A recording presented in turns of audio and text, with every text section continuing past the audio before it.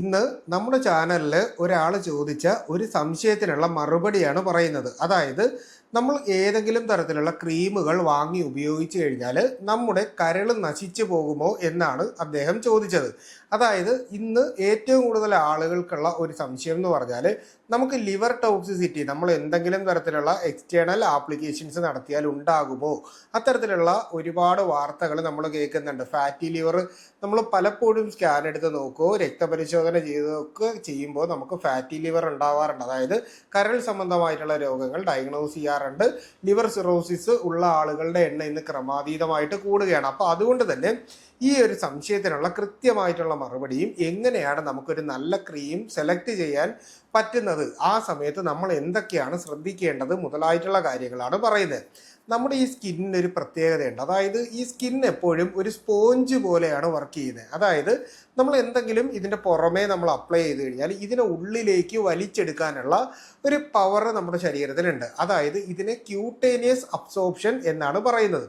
അപ്പോൾ നമ്മളൊരു cream use ചെയ്ത് കഴിഞ്ഞാൽ നമ്മുടെ ഈ സ്കിന്നിൻ്റെ ക്യൂട്ടേനിയസ് അബ്സോർപ്ഷൻ പവർ വെച്ച് ഇത് നേരെ നമ്മുടെ സ്കിന്നിലേക്ക് വലിച്ചെടുക്കുകയും സ്കിന്നിന് വേണ്ട എസെൻഷ്യൽ ന്യൂട്രിയൻസും ആൻറ്റി ഓക്സിഡൻസും വൈറ്റമിൻസും കിട്ടുമ്പോൾ സ്കിന്നിന് നിറമുണ്ടാവുകയും ചെയ്യുന്നു. ഇതാണ് നോർമലായിട്ടുള്ള ഫിസിയോളജി. പക്ഷേ ഇവിടെ നമുക്ക് എങ്ങനെയാണ് ഈ പറയുന്ന ഒരു ശരീരത്തിനെ ദോഷകരമായി ബാധിക്കുന്നത് എന്ന് ചോദിച്ചാൽ, ഈ ഒരു രീതിയിൽ അബ്സോർബ് ചെയ്യുമ്പോൾ നമ്മുടെ ഈ സ്കിന്നിൻ്റെ തൊട്ടടിയിലായിട്ട് മസിൽസ് ഉണ്ട്. അപ്പോൾ ഇവിടെ ആയിട്ട് ബ്ലഡ് വെസൽസ് ഉണ്ട്. ഇതിൻ്റെ ഏറ്റവും അറ്റത്തുള്ള ഏറ്റവും മൈന്യൂട്ട് ക്യാപ്പിലറീസ് ഉണ്ട്. അപ്പോൾ ഈ ക്യാപ്പിലറീസ് വഴി ഈ കെമിക്കൽസ് നേരെ നമ്മുടെ മെയിൻ ബ്ലഡ് സ്ട്രീമിലേക്ക് കയറും.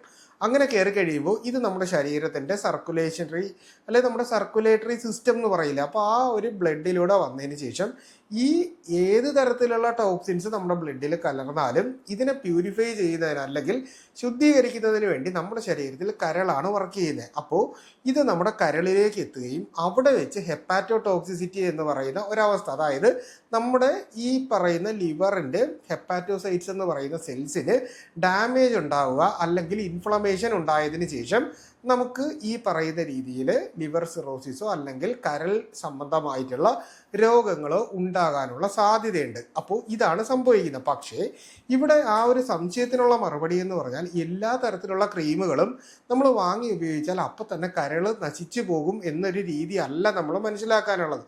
നമ്മൾ പലപ്പോഴും ക്രീമുകൾ വാങ്ങുമ്പോൾ ഇതിൻ്റെ അകത്തുള്ള കെമിക്കൽസ് ഏത് രീതിയിലുണ്ട്, അതായത് നമ്മൾ വാങ്ങുന്ന പലതരത്തിലുള്ള ലോ കോസ്റ്റ് കെമിക്കൽസ് ചേർന്നിട്ടുള്ള ലോ കോസ്റ്റ് ക്രീമുകളും മേക്കപ്പിന് വേണ്ടി നമ്മൾ ഉപയോഗിക്കുന്ന പലതരത്തിലുള്ള സാധനങ്ങളും ഉണ്ട്. നമ്മൾ പലപ്പോഴും വില നോക്കിയിട്ട് സാധനങ്ങൾ വാങ്ങുന്ന ഒരു രീതിയാണ് നമ്മുടെ നാട്ടിൽ പൊതുവേ കാണപ്പെടുന്നത്. സാധാരണക്കാരെല്ലാം അങ്ങനെയാണ് ചെയ്യുന്നത്. അപ്പോൾ ഇവിടെ സംഭവിക്കുന്നതെന്ന് പറഞ്ഞാൽ ഈ പറയുന്ന ക്രീമിൽ മെർക്കുറി എന്ന് പറയുന്ന കണ്ടന്റ് ഉണ്ടെങ്കിൽ ഇത് കൂടുതലായിട്ട് മുഖത്തെ ബ്ലീച്ച് ചെയ്യാനും പെട്ടെന്ന് വെളുപ്പ് നിറം നമ്മുടെ സ്കിന്നിന് കിട്ടുന്നതിനും വേണ്ടിയിട്ടാണ് മെർക്കുറി ആഡ് ചെയ്യുന്നത്. അപ്പോൾ മെർക്കുറിയുടെ അമിതമായിട്ടുള്ള അളവിലുണ്ടെങ്കിൽ ഇത് തീർച്ചയായിട്ടും നമ്മുടെ ശരീരത്തിൻ്റെ അത് ഇത്തരത്തിലുള്ള ഹെപ്പാറ്റോ ടോക്സിസിറ്റി ഉണ്ടാക്കാനുള്ള ഒരു പ്രധാനപ്പെട്ട കാരണമാണ്. ഇനി നമ്മൾ വാങ്ങുന്ന ഐലൈനറുകൾ, ലിപ്സ്റ്റിക്കുകൾ, അതുപോലെ തന്നെ മുടി കറുപ്പിക്കുന്ന ഇതിനു വേണ്ടി വാങ്ങുന്ന കെമിക്കൽസ്, അപ്പോൾ ഈ ഒരു രീതിയിലുള്ള കോസ്മെറ്റിക് പ്രോഡക്ട്സ് നമ്മൾ വാങ്ങുമ്പോൾ ഇതിൻ്റെ അകത്ത് ഹെവി മെറ്റൽസ് ആയിട്ടുള്ള ആഴ്സനിക്, ലെഡ് മുതലായിട്ടുള്ള പോയിസൺസ് അല്ലെങ്കിൽ ഈ പറയുന്ന ഹെവി മെറ്റൽസ് കൂടുതലായിട്ട് കാണും. അപ്പോൾ ഇത്തരത്തിലുള്ള ഹെവി മെറ്റൽസ് കൂടുതലായിട്ട് വന്നു കഴിഞ്ഞാൽ ഇതും നമ്മുടെ സ്കിന്ന് വഴി അബ്സോർബ് ചെയ്ത് കഴിഞ്ഞാൽ ഇപ്പോൾ ലിപ്സ്റ്റിക്കൊക്കെ ആണെങ്കിൽ ഡയറക്റ്റ് നമ്മുടെ ചുണ്ട് വഴി വായുടെ ഉള്ളിലേക്ക് തന്നെ അങ്ങ് പോകും. അതുപോലെ തന്നെ നമ്മുടെ കണ്ണിൽ എഴുതുന്ന ഐലൈനർ ആണെങ്കിൽ കണ്ണിൻ്റെ അകത്ത് മൈന്യൂട്ട് ഈ പറയുന്ന സെബേഷ്യസ് ഗ്ലാൻഡുകളുണ്ട്. അതുപോലെ തന്നെ സീസ്, മീമോബിയൻ പോലെയുള്ള നമ്മുടെ ഹെയർ ഫോളിക്കിൾ കൺപീലിയുടെ ഇടയിൽ തന്നെ ഇത് അബ്സോർബ് ചെയ്യുന്നുണ്ട്. അപ്പോൾ ആ ഒരു രീതിയിൽ അബ്സോർബ് ചെയ്യുമ്പോഴും ഇത് നമ്മുടെ ശരീരത്തിൽ ടോക്സിസിറ്റി ഉണ്ടാക്കാനുള്ള സാധ്യതയുണ്ട്. ഇനി അടുത്തതായിട്ട് വരുന്നത് ഇതിൻ്റെ അകത്ത് കൂടുതലായിട്ടും സ്റ്റിറോയിഡ്സ് ആഡ് ചെയ്യാറുണ്ട്. അതായത് ഒരു ആഡഡ് എഫക്റ്റ് എന്ന് പറയുന്ന പോലെ പെട്ടെന്ന് റിസൾട്ട് കിട്ടുന്നതിന് വേണ്ടിയിട്ട് കൂടിയ അളവിൽ സ്റ്റിറോയിഡ്സ് ചേർക്കും. ഇത് നമുക്ക് അമിതവണ്ണം, PCOD, അതുപോലെ തന്നെ ഇറഗുലർ മെൻസ്ട്രേഷൻ, അതായത് പ്രോപ്പറായിട്ട് മെൻസ്ട്രൽ സൈക്കിൾ ഉണ്ടാകാതിരിക്കുക, തൈറോയിഡ് സംബന്ധമായിട്ടുള്ള രോഗങ്ങൾ, പ്രമേഹം, ഇത്തരത്തിലുള്ള പലതരത്തിലുള്ള രോഗങ്ങൾ നമ്മുടെ ശരീരത്തിൽ ഉണ്ടാക്കാനുള്ള ഒരു കാരണമായിട്ട് മാറാറുണ്ട്. അപ്പോൾ ഈ ഒരു രീതിയിലേക്ക് വരുമ്പോൾ ഇവിടെ നമ്മൾ മനസ്സിലാക്കാനുള്ള ഒരു കാര്യം, ഈ പറയുന്ന എല്ലാ ക്രീമുകളിലും ഇത്രയും പ്രശ്നങ്ങളൊന്നും ഇല്ല. പക്ഷേ നമ്മൾ വാങ്ങുമ്പോഴാണ് ഈ ഒരു പ്രശ്നം സംഭവിക്കുന്നത്. അതായത് നമ്മളിപ്പോൾ ഒരു പ്രോഡക്റ്റ് വാങ്ങാനായിട്ട് പോകുമ്പോൾ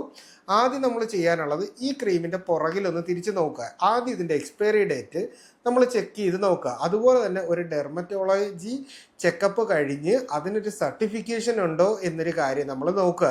ഇനി അടുത്തതായിട്ട് ഇപ്പോൾ നമ്മൾ ഒരു പ്രോഡക്റ്റ് നെറ്റിൽ കണ്ട് വാങ്ങുമ്പോൾ ഇത് ഒറിജിനൽ ആണോ എന്നുള്ള കാര്യം നമ്മൾ ആ ഒരു സെയിം കമ്പനിയുടെ വെബ്സൈറ്റിലൊന്ന് നോക്കണം. അതായത് ഇപ്പോൾ ഒരു പ്രോഡക്റ്റിന് 700 രൂപയാണ് വില.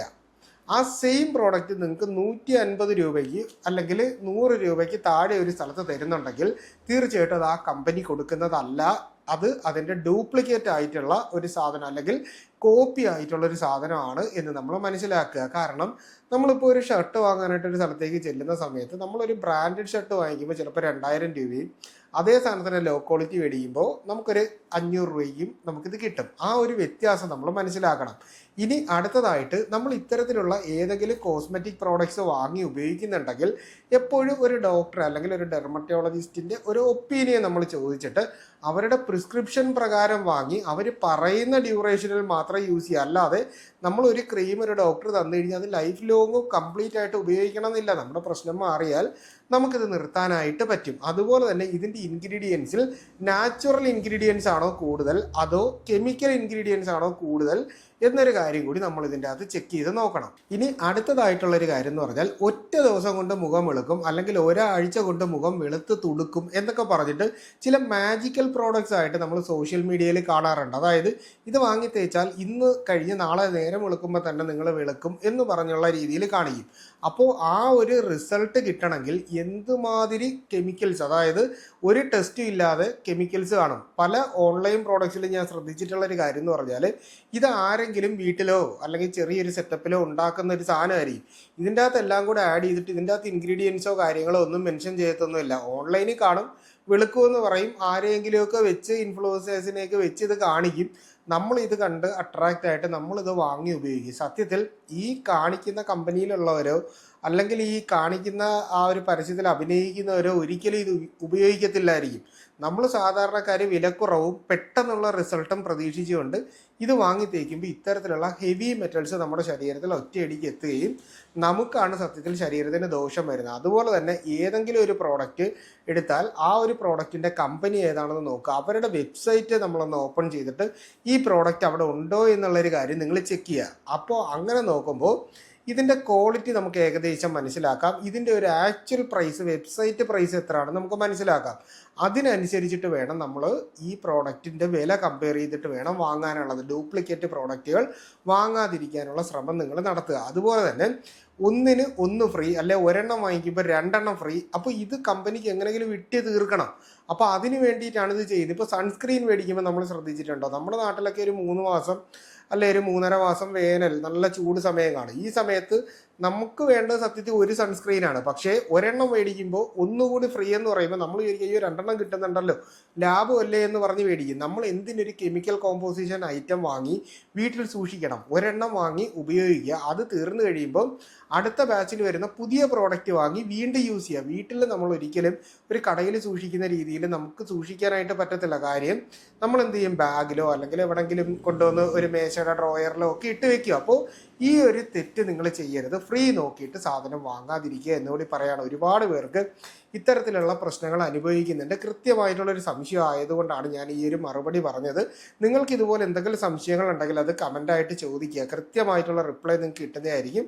ഒന്നുകിൽ വീഡിയോയിലൂടെയോ അല്ലാതെയോ ഞാൻ പറയുന്നതായിരിക്കും. അപ്പോൾ ഇത്തരത്തിലുള്ള പുതിയ പുതിയ അറിവുകളായിട്ട് നമുക്ക് വീണ്ടും മറ്റൊരു അവസരത്തിൽ കണ്ടുമുട്ടാം. അതുവരെ എല്ലാവർക്കും ഗുഡ് ബൈ.